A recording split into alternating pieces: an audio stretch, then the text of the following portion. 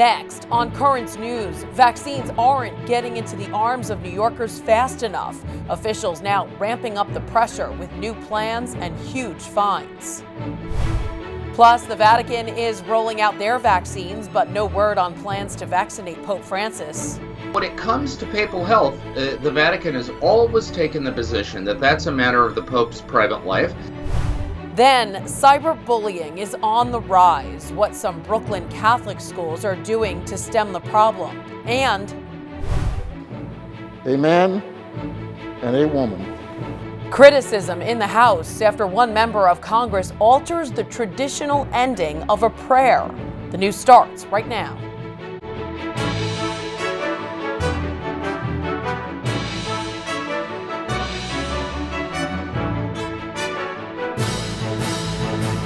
We're going to defeat the coronavirus, starting with the biggest vaccination effort in the history of New York City.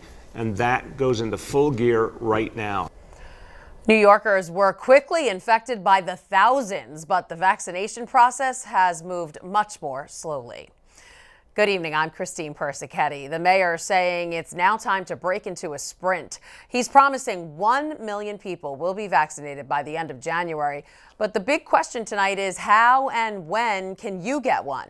Currents News' Emily Druby is here with us after spending the morning at a local hospital. She's citing city data that says only 1% of New Yorkers have actually received that shot in the arm. Unbelievable, Emily. It is unbelievable. And Christine, the end game is to vaccinate 10 to 20% of the city. That's the number experts believe they need to hit to start to see a drop in infections. But that's still a far way off. And here's what many are angry about. Much of the state's vaccine reserves haven't even made their way into New Yorkers' arms. Politicians and the public are calling for 24-hour distribution centers, saying if this truly is the city that doesn't sleep, let's act like it. The sound of cameras as Sandra Lindsay got her second COVID-19 shot. Thank you. Just 3 weeks after she became the country's first vaccinated nurse. She says she's gotten a lot of support. Complete strangers who want to just thank me for my bravery and encourage me, people who are praying for me. Also on Monday, non-hospital healthcare workers began receiving their vaccines. But these hopeful milestones overshadowed by calls from many gravely concerned over what's being called a slow rollout of the vaccine. Only about 200,000 New Yorkers have gotten the first of 2 shots. It's very piecemeal. There's no organized information coming down from the state or from the health department. It's sort of like information passed in a back alley. Pediatrician Dr. Eric Levine says non-hospital healthcare workers have had to resort to getting vaccine information from Facebook and WhatsApp groups instead of the government, adding the state should be using more medical professionals to help with distribution, not just hospitals, which are also now dealing with more COVID cases. Also, better yet, send me the vaccine. We're pediatricians. We are good at mass vaccinations. We vaccinate kids every day. New York City has yet to open any large-scale vaccination sites. This has got to be a 7-day-a-week, 24/7 reality going forward. Mayor Bill de Blasio announcing the opening of 3 vaccine hubs by Sunday, January 10th in Queens, Brooklyn, and the Bronx, while Governor Andrew Cuomo placing the blame for the slow rollout on a federal program that was supposed to deal with nursing homes and on hospitals. We want those vaccines in people's arms. Northwell Health was praised by Cuomo for their high rates. Their CEO says while they're placing a strong emphasis on distribution, they're also still dealing with the normal hurdles of running a hospital and, just like Dr. Levine mentioned, rising COVID cases. This is complex, but the goal is to move as quickly as possible, as effectively as possible, and as equitably as possible. We aren't sure just when the vaccines will be available to the average New Yorker. Right now, it's still frontline healthcare workers, including EMTs, coroners, and hospice workers. However, the mayor said he wants to add school staff and first responders of all types to that list in the next few weeks. Christine? All right, Emily, during the pandemic, a lot of Catholic groups were helping with testing and distributing information. Will that still happen during the vaccine process? Yeah, so actually Catholic Charities of New York and Somos both said that they're planning to work with distribution or education of that vaccine. They're not 100% sure how it's going to happen yet, but they are in talks. Also, St. Joachim and Ann Nursing and Rehabilitation Center is planning on starting to vaccinate some of their staff and their patients starting on Monday. So that's coming up really quick. All right, that's good news. Emily, thank you. And we'll check back in with you later in the week to see if anything changes. For now, let's take a closer look at Mayor de Blasio's plan of attack. He's calling it a call to arms. His plan to vaccinate 1 million New Yorkers by the end of January includes expanding vaccination locations and adding mobile pop-up sites around the city. The city also plans to work more closely with New York State health officials to ramp up the pace of vaccinations. The state is getting tough on providers, too. New York Governor Andrew Cuomo is setting new vaccine rules and threatening fines if the rollout doesn't speed up. Any provider who does not use the vaccine could be fined up to $100,000. Going forward, they have to use the allocation within 7 days. Otherwise, they can be removed from future distribution. The state has expanded groups eligible to receive the vaccine to include all doctors, nurses, and healthcare staff who come into contact with the public. The Vatican will be kicking off its vaccination effort later on this month. The first doses of the vaccine are expected to arrive there this week. Vaccinations will begin on a voluntary basis with priority given to healthcare staff, security personnel, the elderly, and employees who are frequently in contact with the public. The Vatican has reported at least 27 confirmed cases of the coronavirus. Coming up a little later, we'll talk to the editor at Crux, John Allen, about the Vatican's rollout and find out if the Pope will be rolling up his sleeves. That's still ahead. Meanwhile, in the U.S., bishops are giving Catholics the go-ahead to take both the Pfizer and Moderna vaccine, despite its remote connection to what they view as morally compromised cell lines. They released a statement that says receiving one of the COVID-19 vaccines ought to be understood as an act of charity toward the other members of our community. In this way, being vaccinated safely against COVID-19 should be considered an act of love of our neighbor and part of our moral responsibility for the common good. Archbishop Thomas Wensky of Miami was the first Catholic bishop in the U.S. to receive the vaccine. I spoke with him a short time ago about the ethics of getting the vaccine. Actually, it is ethically a positive thing to get vaccinated because it is a social good. And getting vaccinated, we not only protect ourselves, but we also protect others. Archbishop Wensky says he hopes to set an example for Catholics to get vaccinated, sharing the USCCB sentiment on the morality of the vaccines. Some COVID precautions made the swearing in of the 117th Congress look a little different this year, but it was the opening prayer that made many take notice. A man and a woman. As you just heard, Reverend Emanuel Cleaver, a congressman from Missouri, ended the prayer saying amen and a woman. This comes after Congress decided to change House rules to honor all gender identities and eliminate gender-specific references like man, woman, father, or mother. But many took to social media to complain, pointing out that the word amen is Latin for so be it and has nothing to do with gender. After the prayer, newly elected and returning members took the oath of office and re-elected House Speaker Nancy Pelosi for a fourth term. We begin this new Congress during a time of extraordinary difficulty. Each of our communities has been drastically affected by the pandemic and its economic crisis. Democrats kept control of the House in the November elections, but will now have a smaller majority. And with control of the Senate still hanging in the balance, Tuesday's runoff election has both President Trump and President-elect Biden campaigning in the Peach State. This as a recording surfaced over the weekend of the president speaking with Georgia's Secretary of State about the election results. Karen Kafa reports from Washington.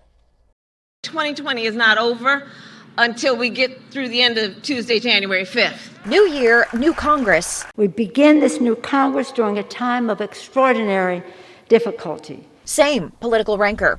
2020's unfinished business drawing to a close. Two runoffs in Georgia Tuesday will determine the balance of power in the U.S. Senate. In one more day, We need Georgia to defend the majority. But President Trump sowing doubt to Georgia Secretary of State Brad Raffensperger. I just want to find 11,780 votes, which is one more than we have.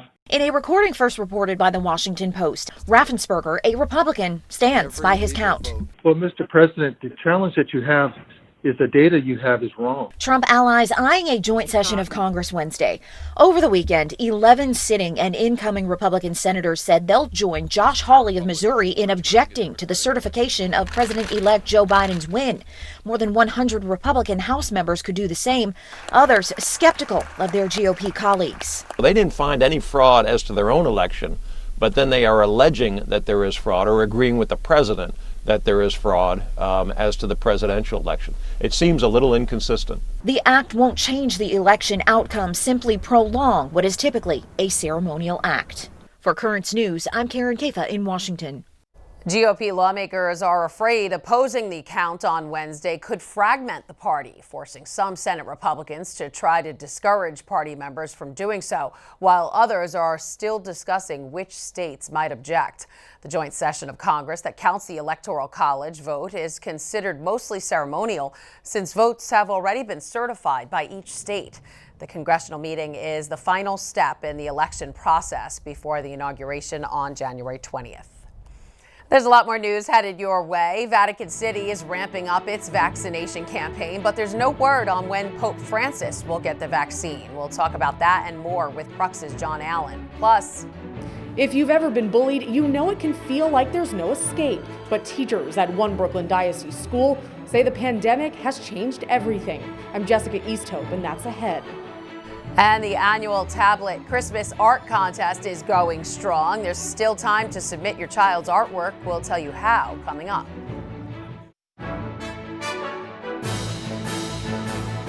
Back to our top story tonight, COVID shots around the globe. But what's the smallest country in the world's plan? Vatican City's rollout begins this month. Health personnel and those with greatest contact with the public, as well as the elderly, will be the first to receive the shot. But what about Pope Francis? John Allen, the editor at Crux, is here to talk about that. And John, the elderly, those who have contact with the public, sounds like the Pope should be first in line, is he? Well, first of all, when you're talking about the Vatican City state, the elderly is a fairly large demographic. I mean, let's face it. There are a lot of nona and octogenarian, cardinals and monsignori scuttling around here. But yeah, I mean, Pope Francis, and let's not forget, we're not just talking about Pope Francis. It's also Pope Emeritus Benedict XVI. Right. Both of them are elderly, and certainly in the case of Pope Francis, he also belongs to the category of those who have great exposure to the public. So yes, it would stand to reason that those two would be at the head of the line. However, the Vatican has not yet, and I doubt they probably ever will, not yet commented on whether or not that's the case, because when it comes to papal health, the Vatican has always taken the position that that's a matter of the Pope's private life. And frankly, Christine, they don't owe you or I an explanation. All right, so as a Vatican insider, what do you think? Do you think this has to do with the Pope's health, that they're not saying whether or not he's getting it, or possibly is he waiting for others to get the vaccine before he does? No, I don't think they're waiting for others. I think the authorities of the Vatican are persuaded that this vaccine is efficacious, and no doubt they would want both popes to be vaccinated as quickly as possible. But what's going on here is another exercise in the Vatican's perennial effort to draw a kind of hard line between what they see as a pope's public life, meaning his ministry, his public activities, his statements, and so on, and a pope's private life. Now, the thing of it is, they're fairly selective about policing that boundary. I mean, just yesterday, there was a documentary that premiered on Italian TV involving footage of these private, what were described at the time as strictly private, visits that Pope Francis made during the Jubilee of Mercy in 2015 to families and to prisoners and to drug addicts and to former prostitutes and so on. I mean, the Vatican is willing to violate the Pope's privacy when it serves its interests, but in this case, they take the position that when it comes to the state of the Pope's health, that's his personal business, and they're not going to tell us anything. But really quickly, the Pope should be seen as an example for Catholics. Don't you think he wants to be that example, set the example? Yeah, I mean, the Pope has been an advocate of following the advice of public health authorities since the beginning of this crisis. I mean, we saw him on Sunday complaining about people who were traveling, saying you're thinking only of yourself. You're not thinking about all the people who have been afflicted by this crisis. So one would think the Pope would want to set the example. The question is whether Pope Francis will decide that in this case, he wants his private life to be public. All right, we shall see. John Allen, editor at Crux, thanks for being with us. You bet. During Sunday's Angelus, Pope Francis encouraged Catholics to pay attention to the needs of others this new year. Non sappiamo che cosa ci riserverà il 2021, ma ciò che ognuno di noi e tutti insieme possiamo fare è di impegnarci un po' di più a prenderci cura gli uni degli altri e del creato. Warning against the temptation of self-interest, the Holy Father said things will go better if we all work together for the common good, putting the weak and disadvantaged at the center of our thoughts. Well, it looks like kindness is contagious at one Catholic school in the Diocese of Brooklyn. Incidents of bullying are down so far this school year, and teachers seem to think the pandemic is behind it. Currents News' Jessica Easthope found out why. Okay, 5th grade. Kelly Wolf, the principal of Our Lady of Grace Catholic Academy, starts every day with the same message. Kindness truly does make a difference, right? It's a lesson she's trying to ingrain in her students, especially during a year when cyberbullying is reaching new heights. According to Light, an organization that tracks online harassment, there's been a 70% increase in cyberbullying in the last few months. Mrs. Wolf, and I'll bring you down. But at Our Lady of Grace, things are different. There hasn't been any bullying, a rare feat for an elementary school. We haven't had any situations. I think children are just thankful to be here. They're thankful to see their friends. It's a simple act that Mrs. Wolf thinks is changing hearts and minds. Just saying hello to a friend, it truly can make someone's day. All right, she calls the initiative Start Your Day with Hello. Every student begins the day by saying hello to everyone in their class and anyone else they come across. It just doesn't exist almost. But it's just that values that we develop to make that student the character that we believe in Catholic education. This year, Our Lady of Grace welcomed more than 50 new students, all from public schools. And still, there weren't any incidents during the unfamiliar and stressful transition. For theirs is the kingdom of heaven. JEANMARIE BISSET, who's been a teacher at the Gravesend School for 20 years, says she sees a change in how her 5th graders relate to new students and each other. The children enjoy each other's company more. I think it is kind of a weird silver lining. If the pandemic has helped force bullying out of Our Lady of Grace, Mrs. Wolf says it's a positive shift she hopes will be permanent. Make someone smile today, boys and girls. Have a great day. In Gravesend, Jessica Easthope, Currents News. A reminder to parents, the annual Tablet Christmas Art Contest is still going on. Students in grades 1st through 12th in Brooklyn and Queens are invited to express their faith through art with the theme, Keep Christ in Christmas. So if your child is interested, they can send their artwork to thetablet.org/2020 art contest. Remember, this is a digital art contest, so no physical artwork will be accepted at the Tablet's office. One more thing, Wednesday, January 13th is the deadline, so you have to submit those works of art before 5 p.m. that day. Still to come on Currents News. 4 to 5 million people were vaccinated within a 2-month period. Lessons from the past, how infectious disease experts today are describing New York's push to crush a potential smallpox outbreak decades ago when we come back. Do you have a story idea or want to share a tip? Email us at newstips@desalesmedia.org or call our 24-hour number, 718-517-3122. We'll be right back.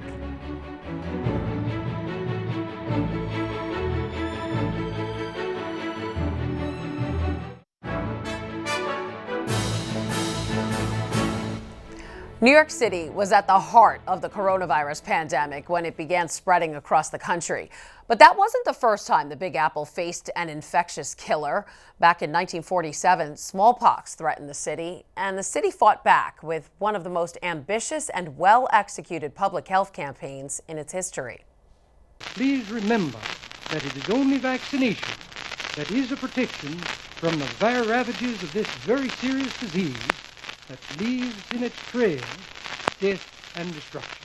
That was New York City Health Commissioner Israel Weinstein in 1947, urging all New Yorkers to get vaccinated after an American businessman contracted smallpox during a trip from Mexico and later died in a New York City hospital where others soon became infected. In 1947, there was a small but scary outbreak of smallpox in New York City. The scare launched a citywide scramble to keep New Yorkers safe from a deadly killer whose presence dates back 3,000 years. Infectious disease expert Kent Sepkowitz studies outbreaks past and present and says smallpox was an even bigger threat than COVID-19. Smallpox was a much more fatal disease if acquired. And among survivors, it was quite disfiguring. Could lead to blindness and a lot of other problems. Smallpox killed an estimated 300 million people in the first half of the 20th century alone. 30% of those who contracted the disease died, prompting the city to spring into full crisis mode. It was bad enough that the mayor and the Department of Health both decided that the entire city had to be vaccinated. It was a city of about 7 million plus people at that time in 1947. Tens of millions of doses were distributed, vaccinations were free, and a coordinated public education campaign helped spread the word. Archivist Katie Ehrlich with Municipal Archives works with the valuable remnants of New York's history that tells the story. The vaccination programs that the city implemented, around the mid-20th century were really highly organized and kind of all hands on deck, setting up free health clinics, setting up points of contact where New Yorkers could go and get these vaccines, and it was really targeted to specific populations in terms of who the city thought was more perhaps vulnerable to these specific outbreaks. Less than a month later, millions of New Yorkers had been vaccinated, and the public health emergency declared over. 4 to 5 million people in all, including part of the tri-state area, were vaccinated over a 2-month period. It was something to be proud of. It was New York style. It wasn't, completely everyone behaving, but it was something that is a real achievement. And the success of it was that we were still really in a let's do this for America moment. We were very much in a taking orders is okay moment. That's how you get things done. The 1947 smallpox scare marked the last major outbreak in the country. Smallpox was officially eradicated in 1980. And that is Currents News. I'm Christine Persichetti. Thank you for joining us because we are putting your faith in the news. Hope to see you again next time.